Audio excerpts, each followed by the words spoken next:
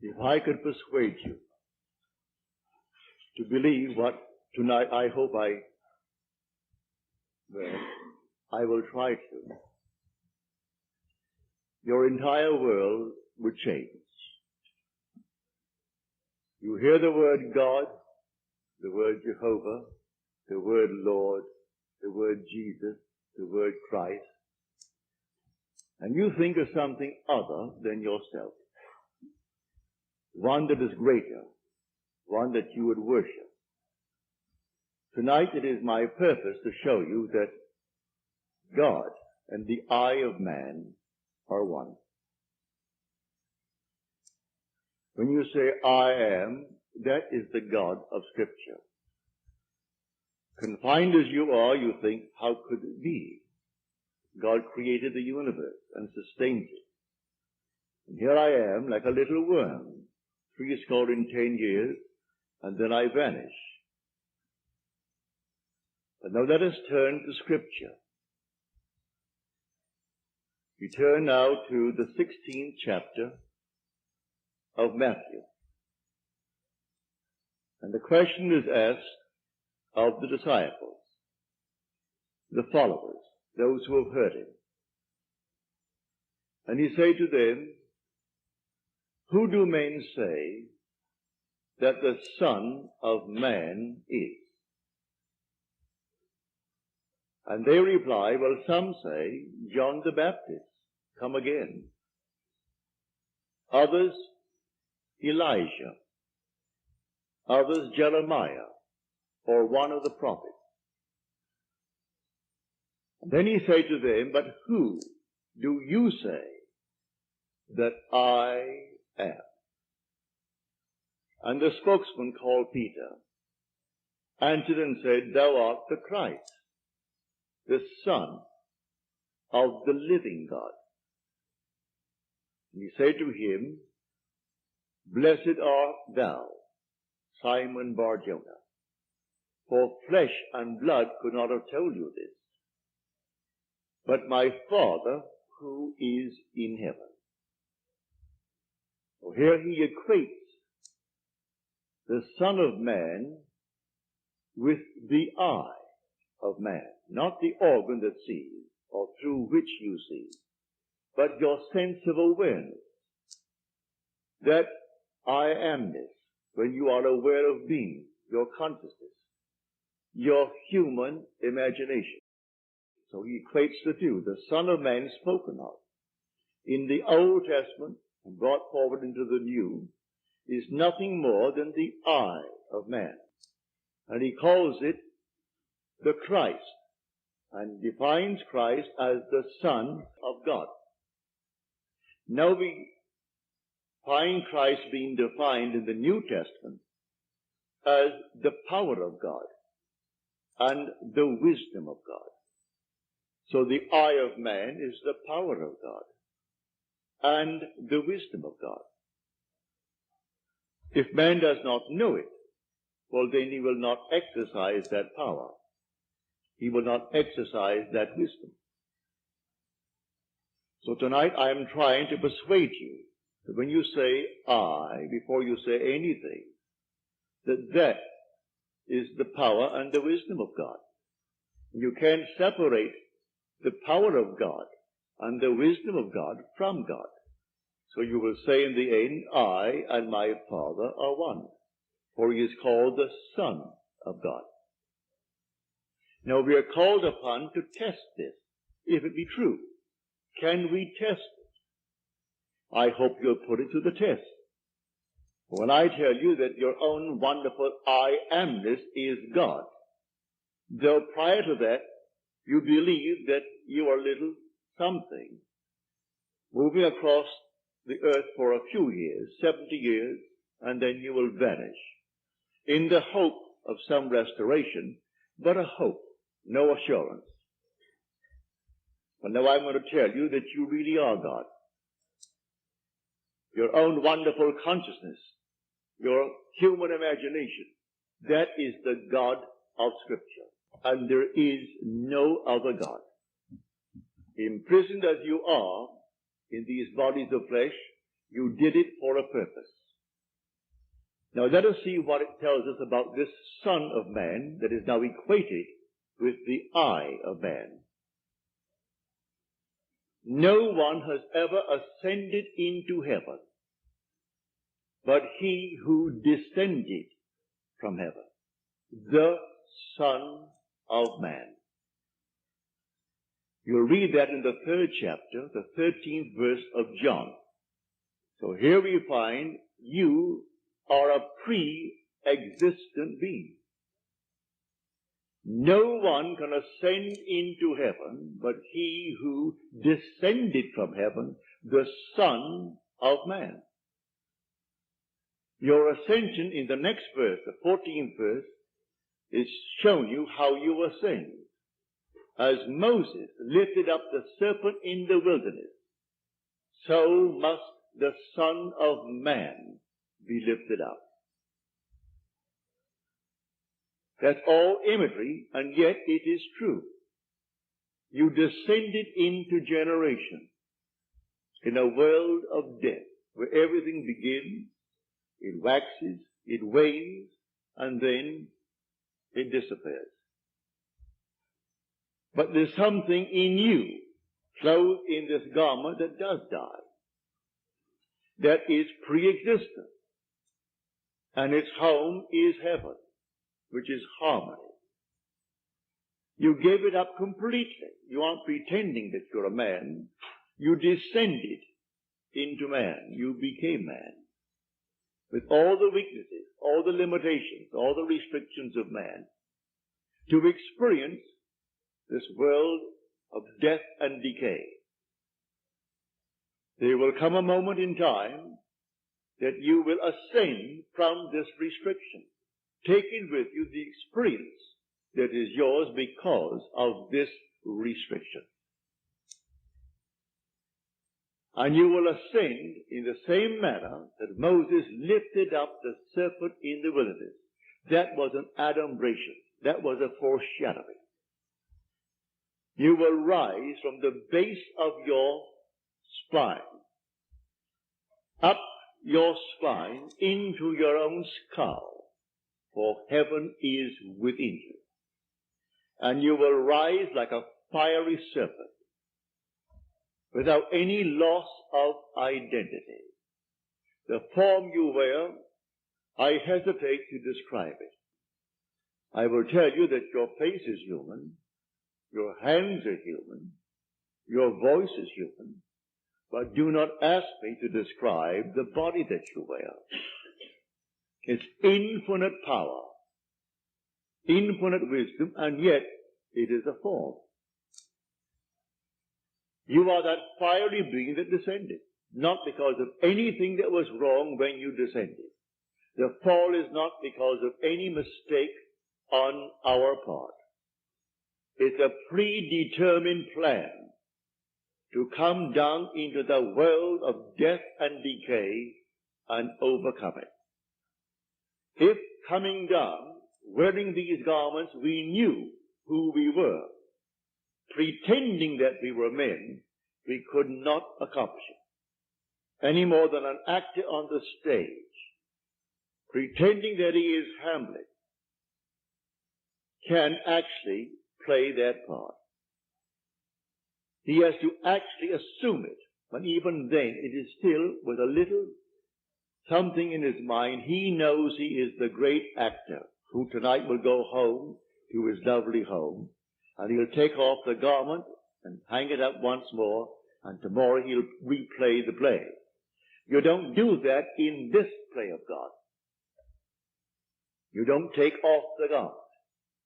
You wear it for your 70, and if by strength, your 80, or maybe even longer, or shorter. But the eye of man is the God of Scripture.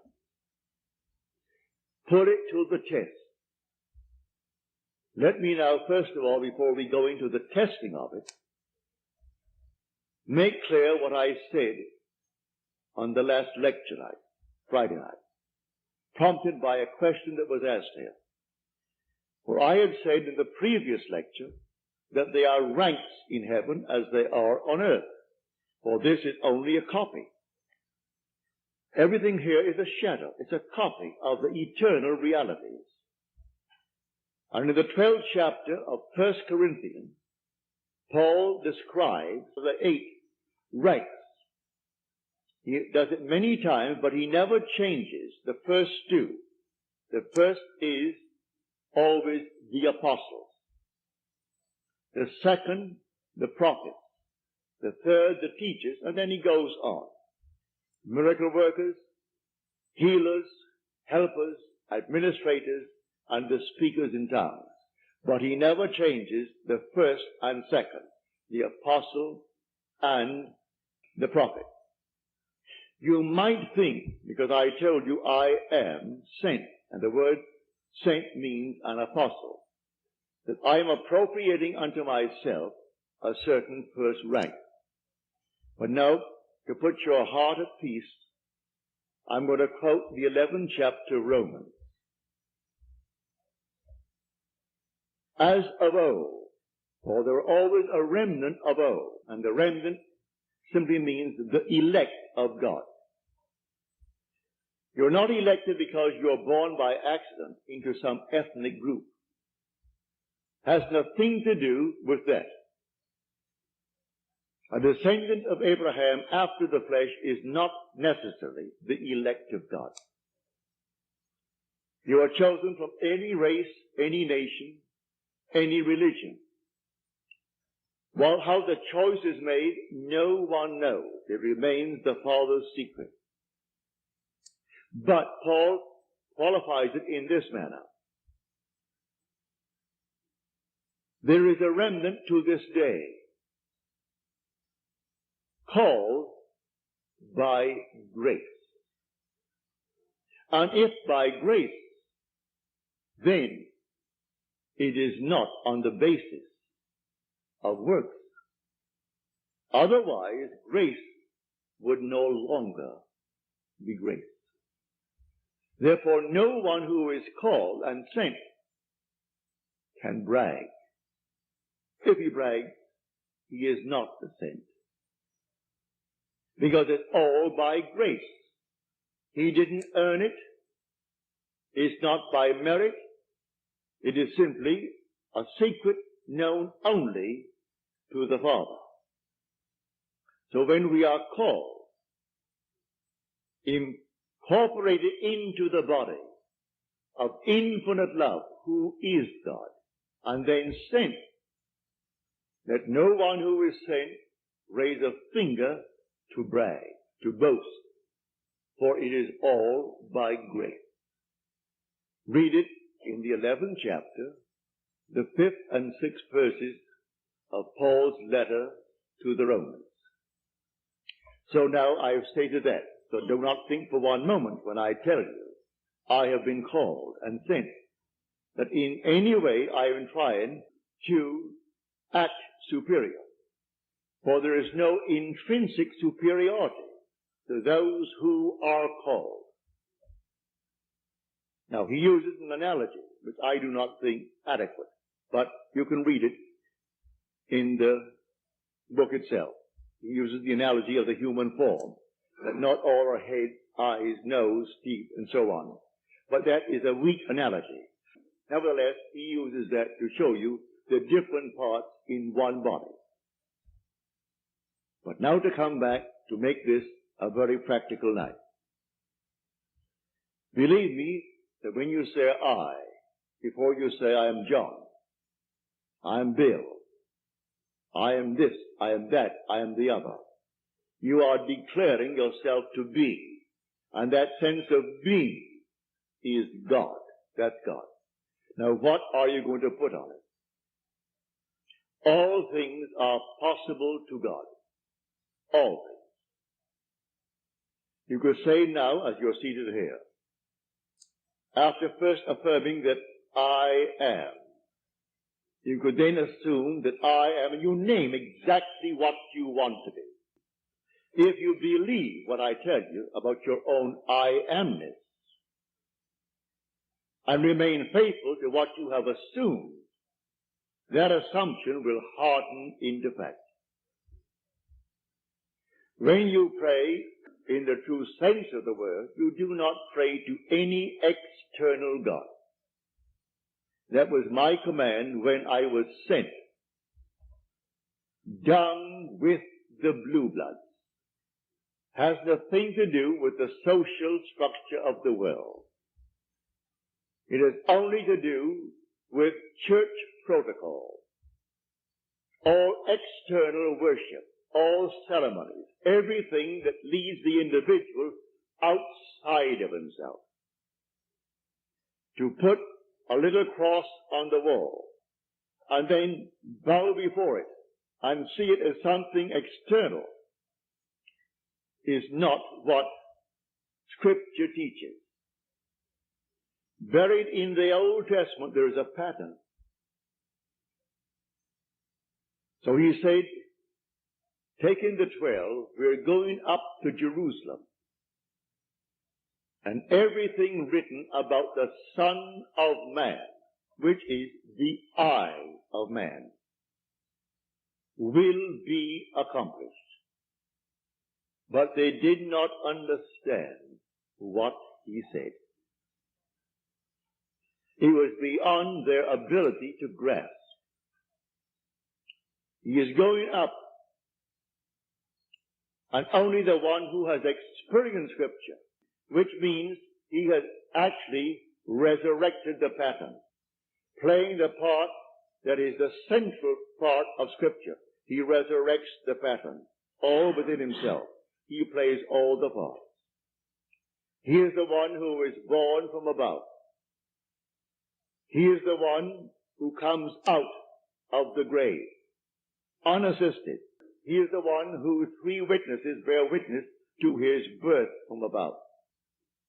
He is the one they cannot see because he is now spirit, yet more real than all the flesh in the world. He is the one who actually sees his son, David, and David calls him father, and he knows he is David's father. And David knows that he is his son. He is the one whose temple, the body, is split into from top to bottom. It is he now who ascends like a fiery serpent from the base of the spine up into the skull. He is the one on whom the dove descends and lights upon his hand like Noah in the ark. And as Noah brought the dove into him, you bring the dove to you, for man is the ark of God. And as the ark contains all things within itself, man contains within himself all things. Everything he creates from within himself. And this pattern, the individual awakens within himself. And who does it? The eye of man. And that is God. Now tonight you can test it, as you are called upon to test it. Test yourselves and see. Do you not realize that Jesus Christ is in you? Unless, of course, you fail to meet the test. Examine yourselves to see whether you are holding to the faith. What faith? To have someone tell me that I am a Christian, or I'm a Jew, or a Mohammedan, and holding to that faith that they talk about? No. The faith that I'm talking about tonight. That your own wonderful I amness is God. Test it to see if you're holding to that faith. If you're holding to that faith, and all things are possible to God, you should be able to prove it in the testing. She's not here tonight. She promised she would write me a letter, having told me the story on Friday. But I know she finds it difficult to express herself in writing. She can paint and paint and paint, and do all kinds of lovely things in painting, drawing. And when I say to her, please write it that I may tell it to my audience before I close, for I have no future plans after I close on the 29th. So I would like to share your experience with them, to encourage everyone in this world to do what you did. Well, the letter didn't come. I can see her struggling over one page and rubbing out a line because she didn't spell the word correctly and going over the next one. But she can take a piece of canvas, a piece of paper, and do miracles with it. But because she's restricted in writing a letter, she didn't send the letter. But the essence is this. She is now a divorced girl with a little boy. Handsome little fellow. Well, when you're living alone and you need money and you have a child to support and you have a home, all the things, and the money isn't coming in, then you're up against it.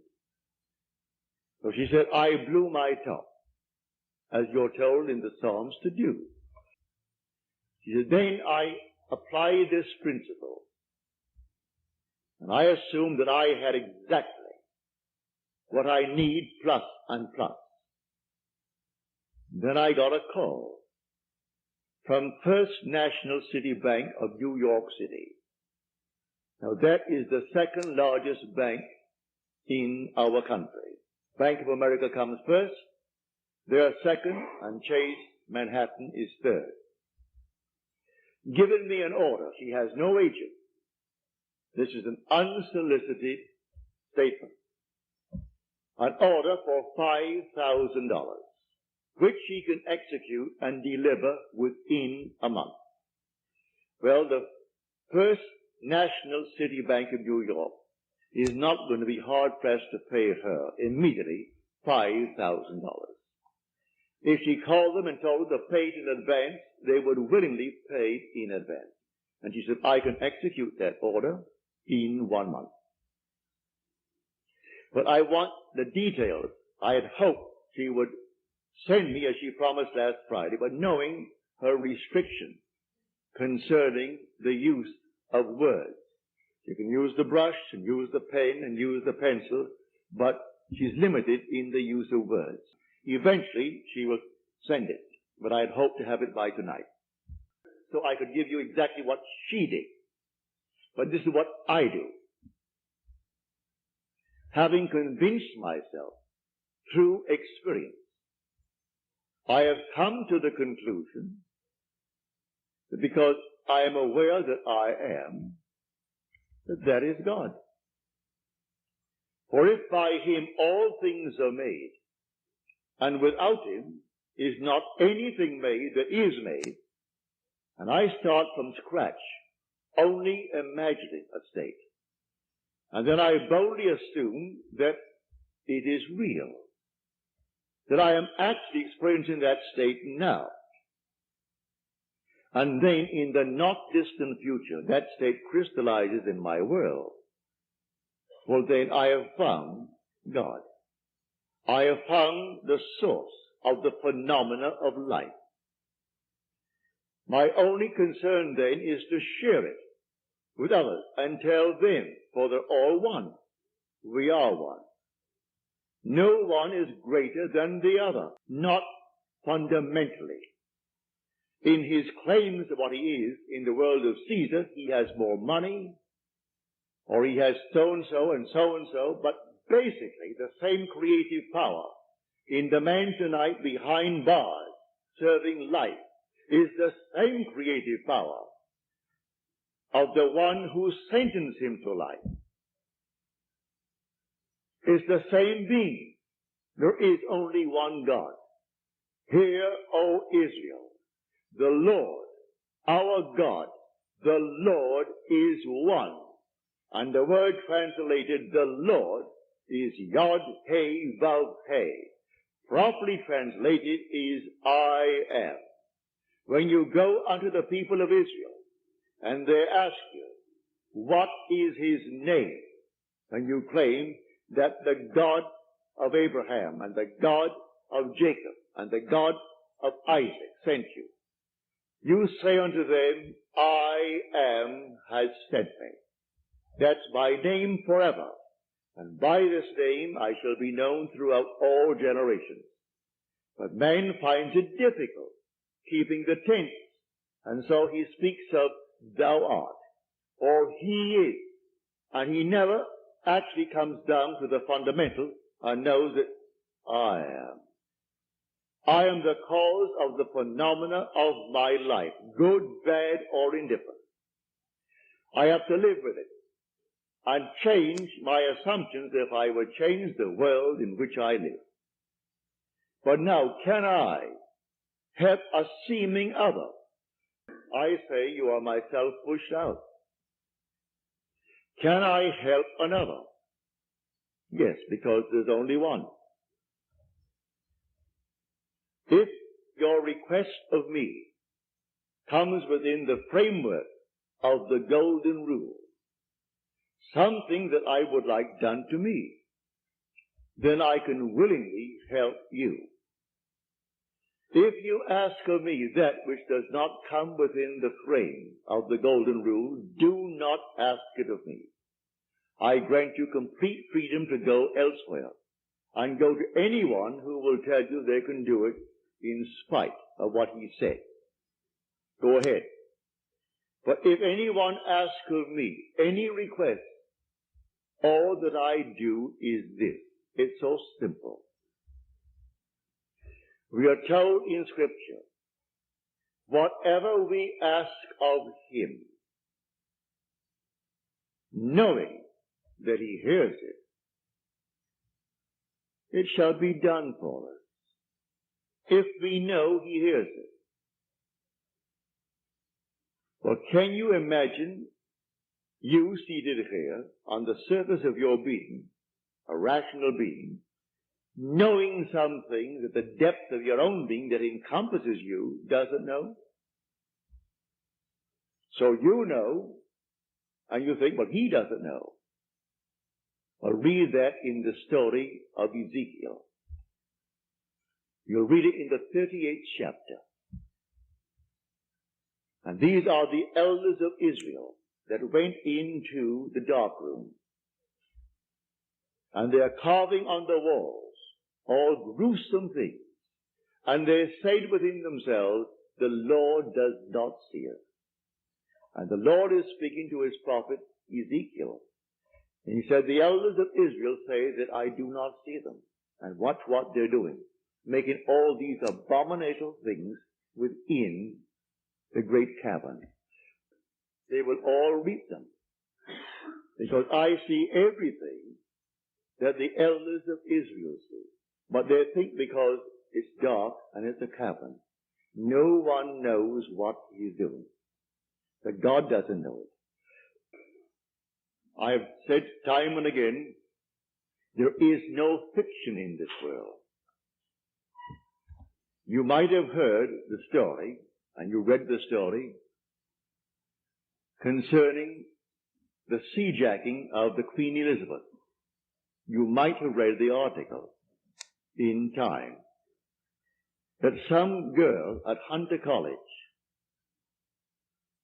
wrote that story in detail. And she was so shy, when it came to the point to be read, she could not read it. She's a shy, sweet lady with a gift of writing. She wrote that in detail, including those who seemingly participated, a terminal case in cancer, and one who is running away from the law, who has not a thing to gain, and therefore is quite willing to blow the Queen Elizabeth with 2,200 souls aboard. And everything is completely in detail in her fictional story. If imagining creates reality, there is no fiction. So, someone expressed her thought and called the captain while at sea and demanded $1 million and would settle for $350,000. Well, it must have cost them, I should say, more than $1 million to stop that huge hulk in mid-Atlantic and then feed 2,200 people 4 times a day for the extra meals that they would have coming to them. Plus all the things that, you put it all together, it would cost more than $1 million. And a little girl, possibly writing this for her PhD, or writing it for some reason. And she writes it in detail. They gave her name so you can contact her. They gave the school is Hunter College in New York City. And everything in detail is told in that story. So I tell you, you sit down and write fiction. Need not put it down. My friend wrote fiction. She had a large sum of money coming in. And she went to town within herself, and she wrote in herself, and blew her top, as it were.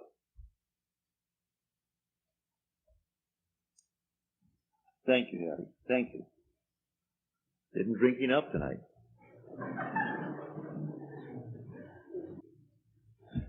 So she, in the depth of her own being, conjured the sum of money that she needed. Beyond, always go beyond. So we are told in the psalm, be angry, but sin not.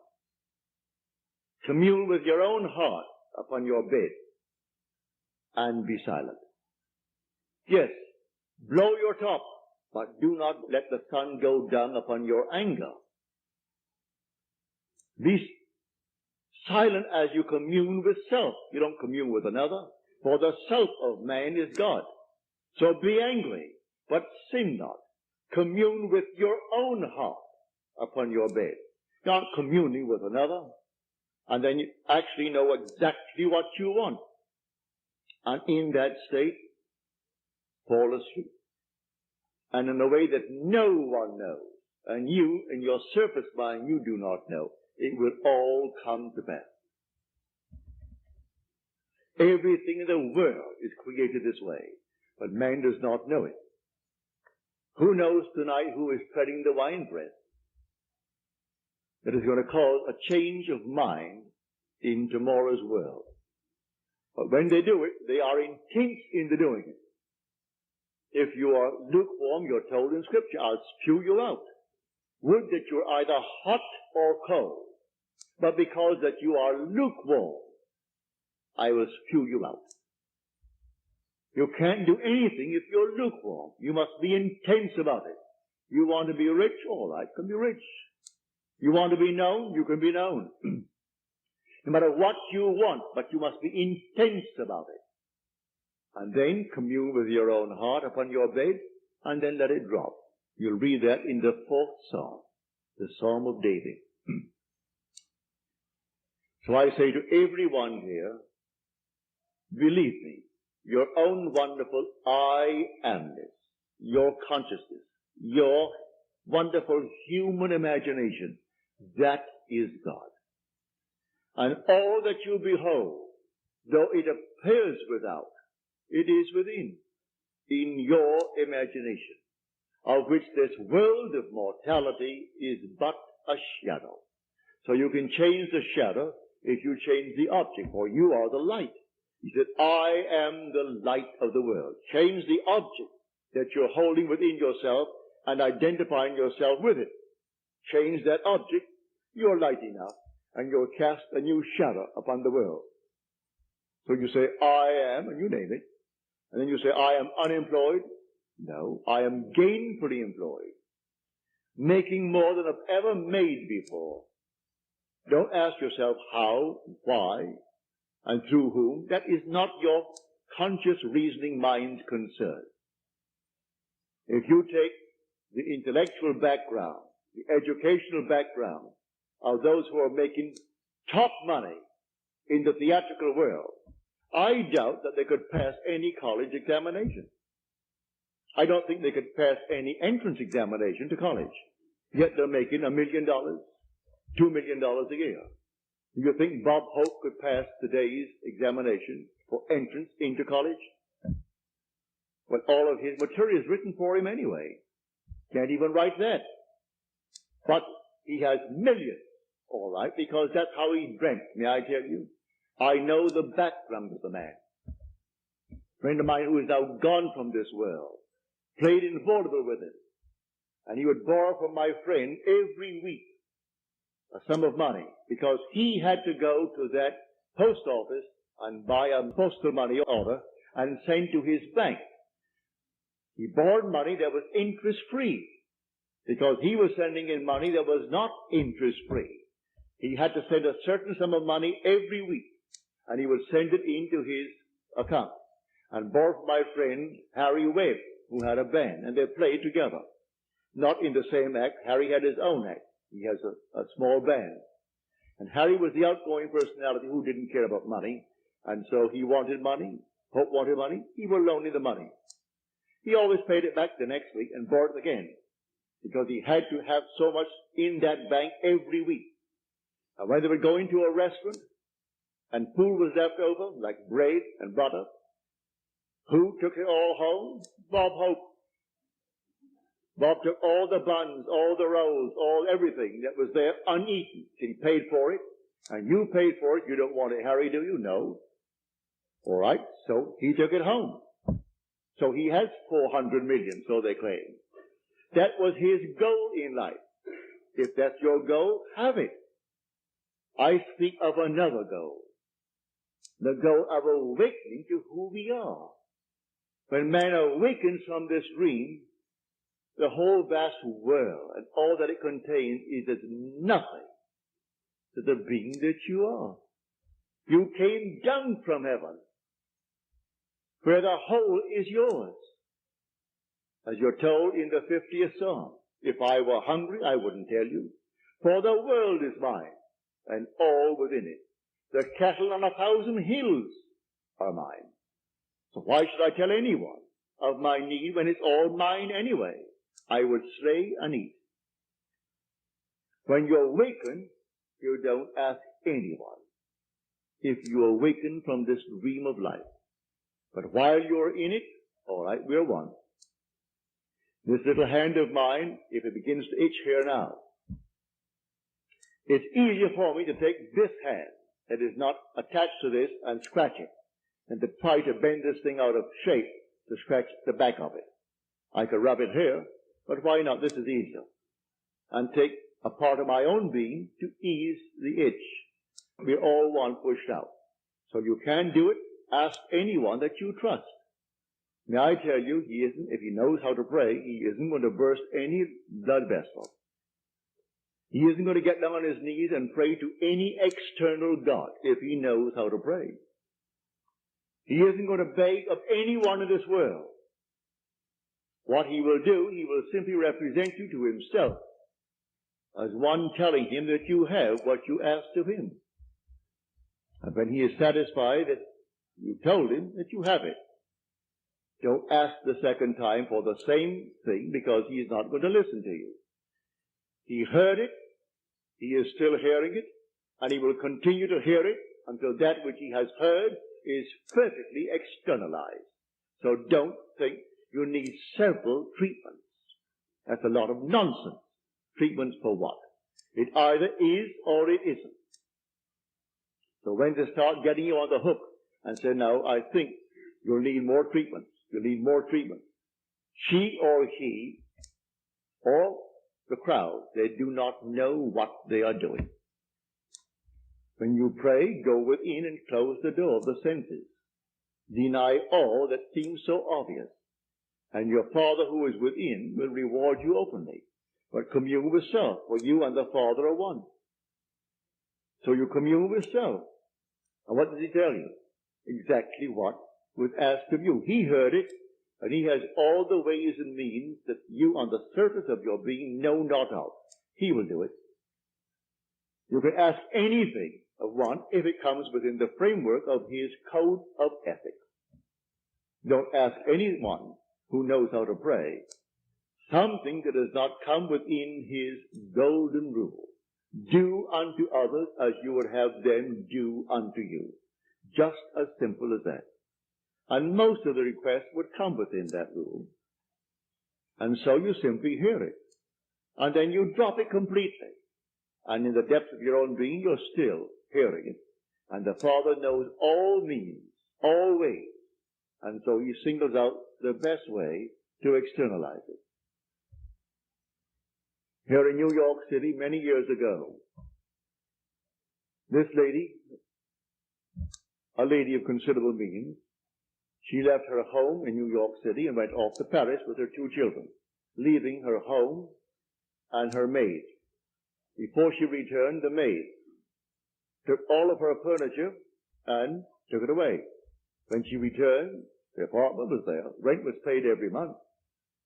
But there was no furniture, not a thing in it. She employed a private agency, told the police department, told all the authorities in New York City, and plus her private agency. At the end of a few months, they did not turn up one thing concerning that stolen property. She came to see me. I said, all right, you're seated there and I'm seated here in my apartment. Now, you are not seated in my apartment. You are seated right now. Close your eyes. You're seated in your own apartment. And you had a grand piano? She said, no, I had a piano, but it wasn't a concert grand. It was grand, but not a concert grand. And on it, I had my pictures of my 2 children. And I had pictures of the wall. She told me what they were. And the furniture, I said, all right, refurnish that place as you left it. You have a memory. She did. Now, when I stopped talking, it's because you have refurnished that place to me. Now, you're going to go in, and you aren't going to see your apartment from my apartment.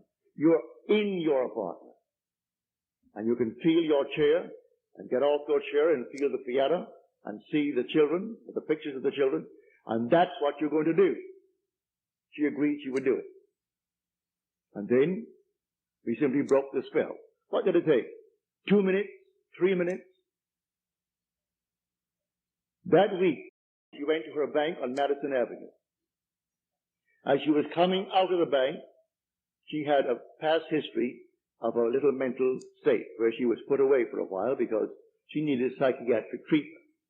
And the bars on this window reminded her of her past history and therefore addled her for a while. So she came onto Madison Avenue and turned south instead of turning north, where she should have. When she discovered her mistake, she was at the end of the block. When she got there and discovered her mistake, she looked down, and 2 very familiar ankles were standing right before her. She came up to the face, that's her maid. And the maid spotted it and started to scream. She went over to the maid and grabbed her before the light changed and hailed the oncoming taxi and said, you're taking me right now.